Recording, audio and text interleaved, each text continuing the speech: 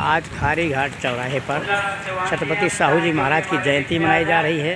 यहाँ काफ़ी गणमान्य लोग उपस्थित हैं। ये जयंती मनाई जा रही है। अभी इसको हम आगे चल के दिखाएंगे कौन कौन वक्ता इसमें जो बोल रहे हैं और क्या बता रहे हैं, ये जानकारी मैं आगे चल के आपको दूँगा। यहाँ छत्रपति साहू जी महाराज की जयंती मनाई जा रही है।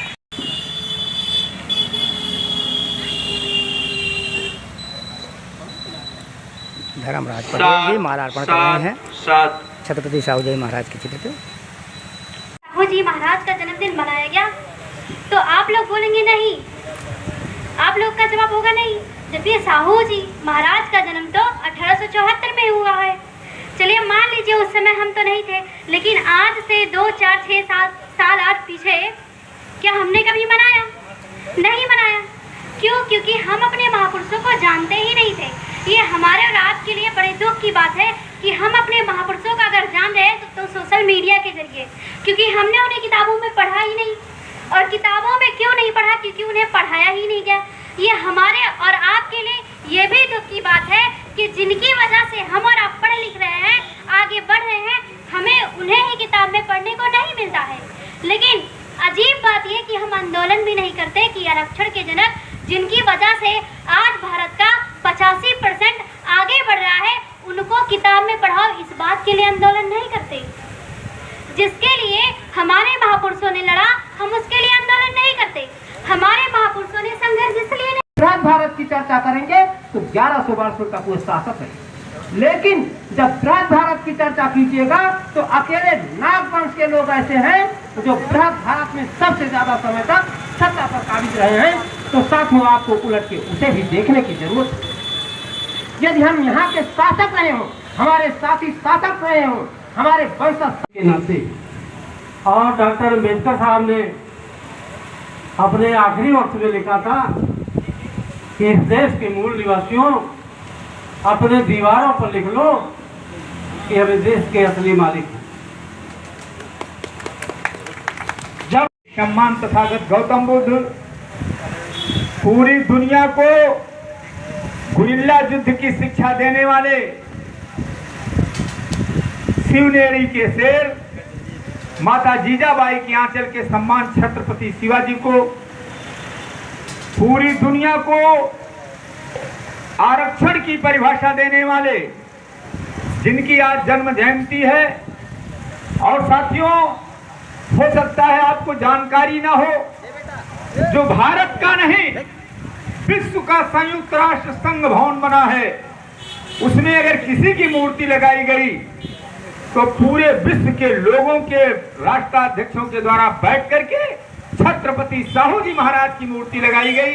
ऐसे पुरोधा को मैं नमन करते हुए भारत के संविधान निर्माता डॉक्टर अंबेडकर और इस भारत की सरहद को कायम करने वाले लौह पुरुष सरदार वल्लभ भाई पटेल तथा बाबा साहब के रास्ते पर चलने वाले बाबा साहब ने नागपुर के उस हिंदूवादी धरती पर, उस धरती पर अपना पैर रख करके सबसे पहले बौद्ध धर्म ग्रहण करने वाला व्यक्ति कोई हिंदुस्तान में पैदा हुआ तो डॉक्टर अंबेडकर, और इसके बाद दूसरा कोई महापुरुष पैदा हुआ तो हिंदुओं के दूसरे गर्भगृह अयोध्या में 14-15 फरवरी को उसी अयोध्या की धरती पर पुनः उनके सीने पर पैर रख करके विश्व बौद्ध परिषद का निर्माण करने वाले अपना दल के संस्थापक शाकाई इंजीनियर बलिहारी पटेल के चरणों में अपना श्रद्धा सुमन अर्पित करते हुए, सम्माननीय माताओं, मेरी बहनों, बेटियों, भाइयों, मंच पर बैठे हुए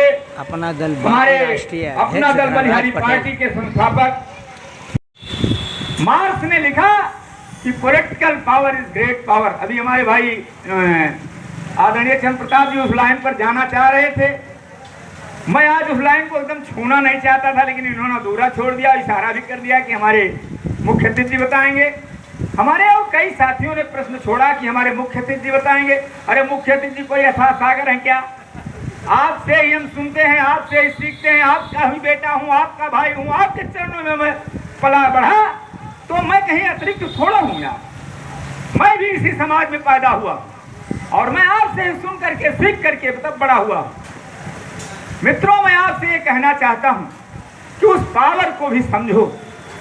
देखो, जब तक आपका कोई निश्चित तौर तरीके से कोई एक राजनीतिक संगठन नहीं होगा, कोई एक झंडा नहीं होगा, कोई एक डंडा नहीं होगा, किसी व्यक्ति के पीछे आप चलना नहीं सीखोगे तो निश्चित तौर तरीके से बेड़ा पार होने वाला नहीं है। आज साहू जी महाराज का नाम आप क्यों ले रहे हो? ईमानदारी से बोलो, अगर साहू जी महाराज कोई जोगी फकीर होते और अपना सिद्धांत किसी को बताते सरंगी लेकर के ऐसी रोड पर, तो कोई सुनने को तैयार होता क्या? राजतंत्र के बलबूते पर इन्होंने स्तंभ को गाड़ा कि हम देंगे आरक्षण, कोई दे न दे लेकिन हम आरक्षण देंगे। अगर राजा ये कहता है, देश का प्रधानमंत्री यह बात कहता है और देश का मुख्यमंत्री यह बात कहता है, तो आप लोगों के समझ में बहुत जल्दी से आ जाती है। हम आपको बताना चाहते साथियों, आज 3 तरीके के शाहूवादी हैं, 3 तरीके के अंबेडकरवादी हैं, इनको आपको समझना होगा। आज यही बात मैं आपसे कह करके अपनी वाणी पर विराम लगाना चाहता हूँ। 3 तरीके के कौन से लोग हैं? एक तरफ 6 दिसंबर 92 को इसी अयोध्या की सरजमी पर जिस रोज बाबा साहब का परिनिर्वाण दिवस था, उसी रोज कुछ लोगों ने बाबरी मस्जिद को शहीद कर दिया और उसके दूसरे साल उस दिवस का नाम जो परिनिर्वाण दिवस, अंबेडकर परिनिर्वाण दिवस था, उसको शौर्य दिवस के रूप में मनाया गया।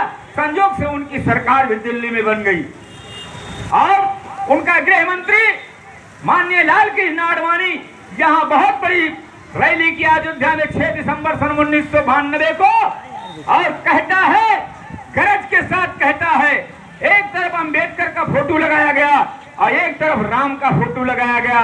जिस राम की विचारधारा को अंबेडकर ने खंडित करने का काम किया, उसी राम की विचारधारा को अंबेडकर के बहाने पकड़ करके और आपको सुनाने का काम आडवाणी ने किया। आडवाणी ने कहा कि जितना पूज्य हमारे लिए भगवान राम है, उतने पूज्य हमारे लिए डॉक्टर अंबेडकर हैं। लेकिन ये सच्चाई नहीं थी, सच्चाई ये नहीं थी, सच्चाई इस कहते नहीं थी साथियों कि आप रामायण और महाभारत तो बहुत देखते होंगे ना, मैं भी आपका बेटा हूं। इस रामायण और महाभारत को मैंने भी बहुत नजदीक से देखने का प्रयास किया और जब देखा तो इसमें मुझको एक दृष्टांत रामायण में बहुत अच्छा लगा। वो था कि जब भगवान राम के भाई लक्ष्मण को शक्ति बाण लगती है लंका में, तो इनके यहाँ यह तय होता है कि भगवान राम और लक्ष्मण का प्राण कैसे बचाया जाए। तो ये हुआ कि लंका से सुखेन वैद आवे और सुखेन वैद वही बताएगा कि इनका लक्ष्मण का प्राण कैसे बचेगा। रूप देने वाले छत्रपति साहू जी की जयंती में हम लोग शामिल हुए हैं। हम इसमें आए हुए पधारे हुए सभी आगंतुक साथियों का, सभी अपने सम्मानित साथियों का और सम्मानित जनता जनार्दन का हार्दिक अभिनंदन वंदन करता हूं। इस देश के अंदर तमाम उन सारे बुजुर्गों का जो इंसानियत के लिए, मानवता के लिए, समाज के लिए संघर्ष किया है, उन सारे लोगों को नमन वंदन करते हुए इस देश के जंगे आज़ादी के उन रणबांकुरों को जिन्होंने हमें आज़ादी दिलाई है तथा इस देश को एकता के सूत्र में बांधने वाले सरदार वल्लभ भाई पटेल और भारत को संविधान देने वाले डॉक्टर B.R. अम्बेडकर के चरणों में नमन वंदन करते हुए आपसे रूबरू होना चाहता हूं। मित्रों, ये भारत के अंदर अभी भाई गुरशरण जी ने कहा है कि राजनीतिक सत्ता संघर्ष नहीं, ये संस्कृतियों की लड़ाई है। मित्रों, मानो, इसको मान लो।